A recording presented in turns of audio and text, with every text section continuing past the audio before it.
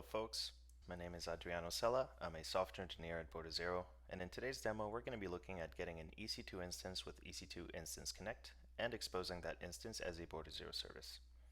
So first thing you'll want to do is navigate to the EC2 service page on the AWS console, click on Instances, Launch Instances, pick a name for your new instance. I'll go with my demo instance. Next, we'll pick an AMI for a new instance. Note that only Amazon Linux and Ubuntu come pre-installed with EC2 Instance Connect out of the box, and so for this demo, we'll go with Amazon Linux. For key pair, proceed without a key pair, and network settings. So we do need to be able to reach the EC2 instance through the network, and so for the purpose of this demo, we'll just allow SSH traffic from anywhere. Go ahead and launch the instance. Great, so now we have an instance coming up. It's initially in state pending. If you click on the instance and inspect it, you'll note that it does not have an IAM role. This is okay.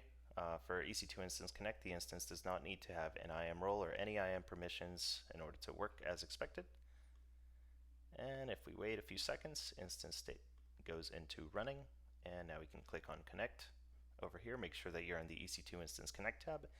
And we're going to be connecting to our instance using its public IP and the username EC2 user, which is the default user in Amazon Linux. Go ahead and click connect.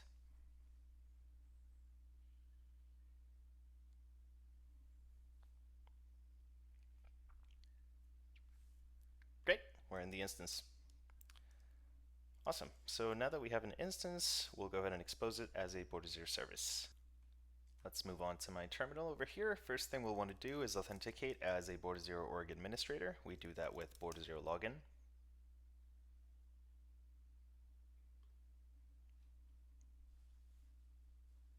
Sweet. Now we can actually create the socket. Border0 socket create. Give our socket a name. I'll go with demo service, and it's of type SSH. Awesome, and now we can actually connect it to the EC2 instance. Border0 socket connect. For EC2 Instance Connect, there's a couple options. So we have to say AWS EC2 Instance Connect. We have to give it the AWS EC2 Instance ID, which we get over here from the console. We have to give it a host, which is the public IP of our EC2 instance, and the port, which is port 22. And before we hit enter, your Border0 CLI needs AWS credentials in order to perform actions against the EC2 API in order for this to succeed.